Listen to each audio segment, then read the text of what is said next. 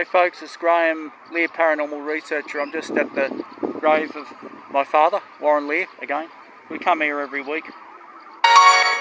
So we'll just ask, here he is there, beautiful person. I love him so much. Look at his dad, handsome chap, eh? Look at that. He's not just when you see other people's parents, what happens is, I just want everybody out there to, if you're a guy or a girl, or even if you're a young boy, just go to your mum and dad, right? And you just go and say, Mum, Dad, just say, Mum and Dad, I love you. And you give your dad, I know it's not a guy thing to do, but give him a big hug, biggest, strongest hug you can do. And you hug your dad and you give him a big kiss on the head and you say, doesn't matter if you're his daughter or your son. I know it's not a guy thing to do that, but Dad and I, we used to hug all the time because he was very sick and he needed me to look after him. I'm a level 4 carer, so, you know, I converted the apartment that he lived into like a hospital. I've had medical training and, you know, he had to be, had a crane, lifting crane. It was worth about $14,000. So I bought one of those and we put him into bed and took him out. Otherwise, he couldn't have come home. And we had, you know, a couple of months home with him before he got sick again and, you know, died in the hospital. Okay, so which was another story because they cut his medication out in the private hospital. You know, But I'm just saying that you go to your dad and you say, Dad, because a lot of the time guys don't even tell their fathers that they love them. And that's what happens. They just don't, you know, they never tell them. They just say, G'day, Dad, you know, happy birthday and Merry Christmas and all that. But and their father dies. And all your parents die, if not before you or after you. But while you're both alive, just go to your parents and say, look, Mum and Dad, I love you. I'm going to hug you. And you just give your dad the strongest hug you can do. Doesn't matter if you're 30, 40 years old. You just go to your dad and you say, Dad, I love you. Okay, and same thing with your mum. Mum and I, we head hug all the time. Dad had a really big head, because I noticed after Dad died, I didn't realise he had a big head until I started to hug Mum, and because I'm caring for Mum now as well. Dad had a really big head. You know, compared to Mum's got a little. Well, women tend to have smaller heads than men anyway. But I was amazed. I commented. Mum said, "Yes, Warren had a really big head." I know he's super intelligent, so, you know, he was a whiz-bang at mathematics and everything like that. I've never seen anything like him. Yeah, you know, good position, all that, and CEO and all that sort of stuff. But, yeah, you don't as I said, he was, an amazing person. But as I said, just tell your father and your mother that you love them and give them, they don't care if you're 30 or 40 or 10 years old, just do it. I've spoken to even gang members, you know, on the street. Because I live in Sydney. I do commute back and forward to California, but I once bumped into a gang of young people and we had a good talk. And these are tough gang members, and I said to them, look, just go to your mum and dad, particularly Dad, and give him the biggest hug in the world and you say, whatever happens, Dad, I want you to know that I love you, right? And you tell him that, and that will mean, because, you know, a lot of parents don't even expect their kids are going to just, although we don't always agree on things, I just want to say, just tell them, you're my father, and I love you so much. And you tell them that, okay? Because if they do pass away, you know, I used to say to Dad all the time, and one night he was half asleep in bed, and I said, I love you, Dad. And Dad went, I love you. Whispered it to me. And he was half asleep, and that was, so, you know, and Dad and I are extremely close, you know, so, and we still are, you know, as I said, irrespective of his body dying, you know, the other night I was watching TV and I turned the TV off and I had no sound on, and I actually heard footsteps on the carpet, you know, walking from my mother's bedroom, and they come out from the bedroom to the hall. And I said, Mum must have got up because she's using a walker now. And, you know, boom, boom, boom, boom. You know, just heavy, you know, quite about the same, heaviness of Dad's footsteps would have been when he was alive. Because he was a solid chap, you when he was alive. And turned around and said, "Oh, Mum, is it you?" And they stopped, but they were walking towards me while I was sitting watching TV. I turned around, I jumped off the couch, ran down the hall. I said, "That's funny, no Walker." But, was within a second of the last footstep. Walked into Mum's bedroom and she's sound asleep in the bed. She's really in deep sleep. She was out to it. This is through the week, So I just, so Dad's typical of Dad. He's he visits me all the time. Like, he's probably in the flat more. I know I visit him every week at the cemetery, and I visit Angus, my nephew as well. And I've seen his orb, hundreds of times, and you get used to it after a while. And he gives me visits all through the week in the flat, in the apartment flat, whatever, So, I just, he's an amazing chap, but I'll just say, just don't forget, guys and girls, even if you're girl and guy, just go and give both your parents a big hug and just tell them, "I love you and I want you to know that. And whatever happens, Dad, I love you and Mum so much," right? And you just tell them, because sometimes they do die. Your parents can die out of the blue or whatever. I had medical training once. Dad was doing some exercise in the room, and he fell down, hit his head, and he stopped breathing completely. He was gone. And so I rushed in. I did full CPR because I've had medical training, and brought him back to life. And he had lived for another 2 years after that. So I'm just telling you, it's if you're with old people, also learn CPR. It's different if you've had medical training, because you kind of do it automatically, you know what I mean? But that's what I did with Dad, and he was clinically dead on the ground. And anyway, when I brought him back to life, the paramedics came and they checked what happened. And I said, I think his blood pressure went too high because he was over-exercising and he just blacked out, and that's what can happen. You've got to be careful with old people. He lost about 3 artificial teeth, each worth about $6,000.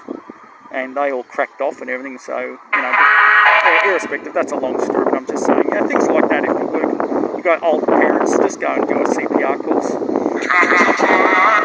and, you know how to, it doesn't guarantee you. I've spoken to a nurse, and her mother was in the kitchen, and we spoke in the hospital once, and I said to her, about Dad, she said, I did the same thing.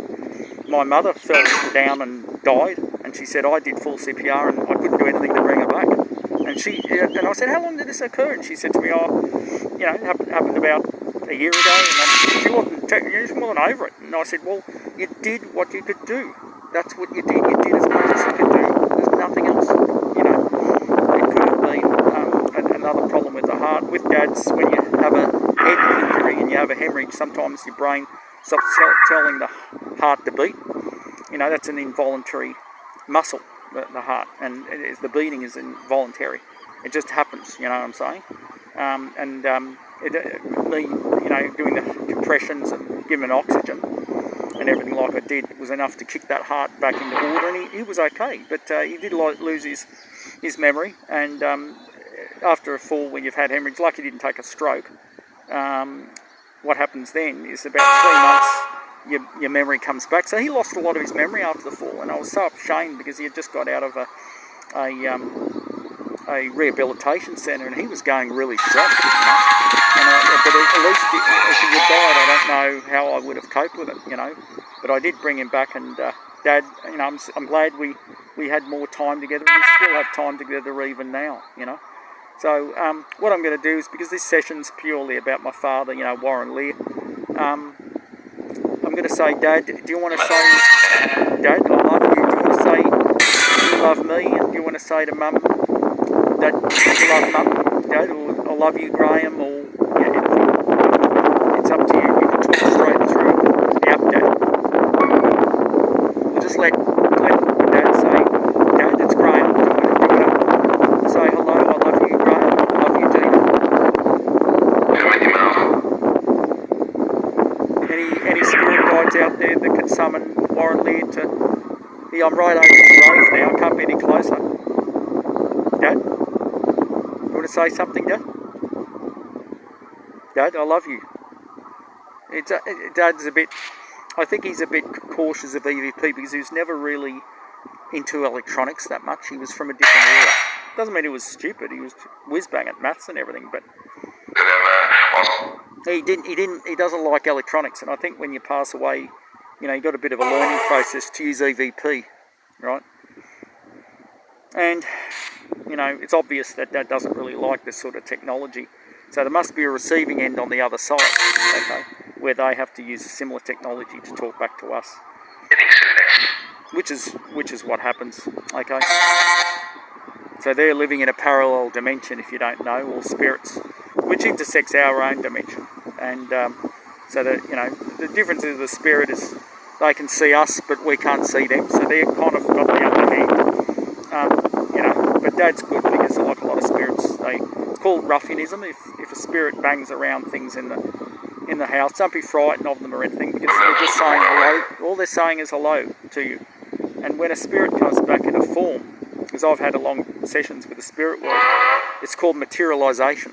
Okay, so if a spirit actually shows their body, it's called materialization. So the other day I was going up to work, and I drove up this road, I think it's called Churchill Drive at Winston Hills. And I was telling Mum today, I saw this Aboriginal woman. She's like an elder, and she didn't have a top on.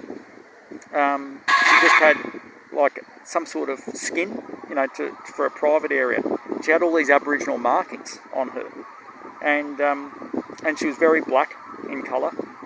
And to me, when I saw her, I've seen this person there before, right, at the crossing over at the set of traffic lights. But I said, this is strange, because she doesn't look like a person of today, and she had these funny blonde hair, and the hair was kind of stringing out, in mats and things like that. And anyway, she had white painting markers on her face and on her body. Anyway, she started to cross at the set of traffic lights. And I'm looking over, and next thing, there was a motorcycle there and a number of SUVs and everything. And they all take over to turn left and everything. Anyway, she crossed directly in front of the traffic a few seconds before they started. They drove straight through her. She was a ghost. Yeah, so there's been an Aboriginal woman, probably an elder from a tribe that was at Winston Hills, lived at Winston Hills. This is Winston Hills, New South Wales, Australia, right? We do have a lot of, back in America, we do also have a lot of Indian people from Indian tribes, similar people. A lot of people count for when they're out camping and different things, seeing Indian tribes people looking over them and things, So, yeah, the spirit world is very strong, and I just, being psychic, I just happen to run into spirits a lot of the time, I have seen that woman before crossing at those lights, but could have been a year ago or something like that. It was a while ago, but I do remember seeing it. It wasn't the first time I've seen her. I've seen like hundreds and hundreds of spirits. So, from all generations. Okay, but yeah, anyway, Dad, that explains a bit what I do. And to be a paranormal person, you've got to take it very seriously, because it's a gift from God. And not all of us, can see a spirit. None of those people in those cars saw that Aboriginal person. Otherwise, they would have stopped for her and let her cross. They just drove. I saw them drive straight through her, and she just disappeared. Like, as soon as they went through the body, she was gone. She wasn't. When they passed and went their ways, the Aboriginal woman was gone, and there was nobody there. So, but she was as clear as day when I saw her. So that's just an example. But I see spirits, and I hear them quite regularly, and some of them I even speak to on EVP. Dad's really hard. He said to me once in the video that I did when Mum had a fall and she fractured her pelvis in Westmead Hospital. We did a big spirit session. If you have a look at this a few videos, earlier on, you'll see that Dad does actually say, "Graham, I love you," But he said it too quickly. He said it like when spirits talk, they don't take breaths, right? And they speak really fast. So I had to slow it up by 2/3. And then I sent it off to Qualifications Productions in Beverly Hills, and they also tried various things with it when they were editing the video, and they slowed it up by even longer. But they said I kind of chose the right speed, because they said if they slowed up too much, it would, "Love you, Graham." Dad said, in his Australian accent, he just said, "Love you, Graham," like that, and it was the exact tone of his voice. He doesn't. Dad doesn't say too much. He's fairly quiet chap, but he's more Dad's attitude is actions speak louder than words. Very quiet, very smart, but very, sort of chap that he wouldn't say a huge amount to you, even if they met you. He say what he had to say, and black and white chap, you know what I mean? That's the sort of chap he was, and he's still like that now. Anyway, that's all, but as I said, love your mum and love your dad, and tell them how much you love them, and you hug them, and, if Dad might even say to you when you do it, what are you doing? It's a bit wussy, But don't worry, just say that, Dad, because something might happen and I might die or you might die. I just want to say here and now, I want you to I want to tell you I love you and you mean the world to me. You tell your parents that. Or even if you don't agree and things like that, just out of the blue, just say, Dad, I've got to give you a hug. And it might be the only hug we ever do, but if in the years to come, you'll always remember that you've told them how much you love them. So, Graham, the paranormal researcher, that's all I can really say. Anyway, Dad, you can still say something if you want, but don't worry if you can't. That's all right, mate. Okay, so anyway, yeah, he's clear now. See, look at that. A beautiful person, okay? Righto, Dad. So, we're signing off for this week. What I'll do is I'll read your plaque again. So, okay, here we go.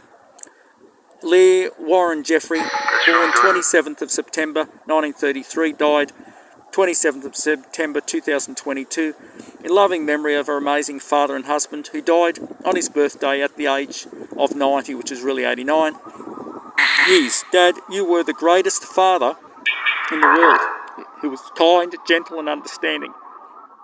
You are now an angel in heaven with God. You'll be in our memories forever, and our love for you will remain for all eternity. And then I say, this is what the plaque was. May you rest in peace and see you in heaven.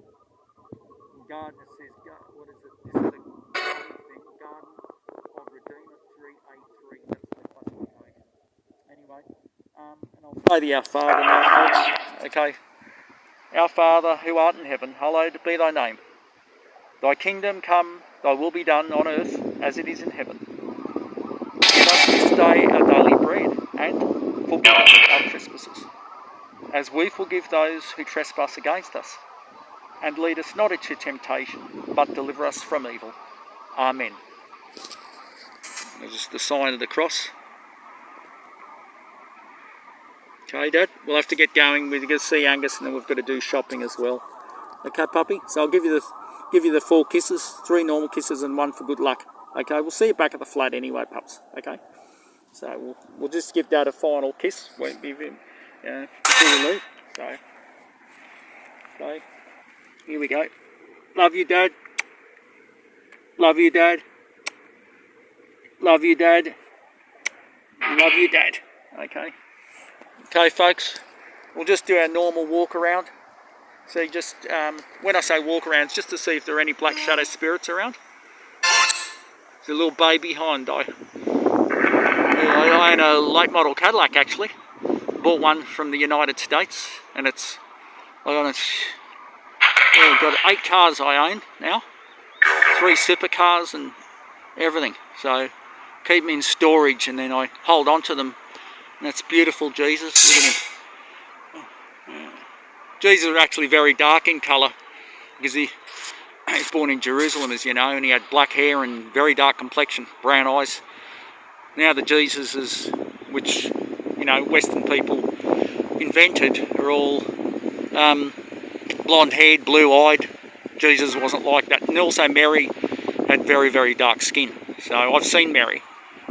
I haven't seen Jesus, but I've seen Mary up close, and she had really dark skin. She was in a gown, or clothing and that, whatever you call it now. And she had the burqa thing on her head and everything like that. But Mary was actually, I've seen the real Mary, and she's dark skin. Look at how that's changing. See how it's going out of focus? That means somebody's a spirit's coming nearby. See, that's what happens when a spirit's nearby. That means if your camera ever goes out of focus, then spirits, what it's doing is it's making it blurred. It's kind of going onto flower mode. Right, it's on infinity now, but the mass comes, invisible mass, that's what a spirit is, comes here, it'll make it go out of focus. Okay, you can't see this, there it goes, out of focus again, see? So we have, that means you got spirit contact, okay, when that happens. Look at it. It's quite pedantic at the moment, okay. Anyway, yeah. Anyway, guys, thank you, spirit guides. Okay. So I'll just make that, yeah. So signing off for this week, Graham Leer, paranormal researcher. And Dad, I love you, and we'll see you next week. Okay, you take care, guys and girls. See you later. Bye.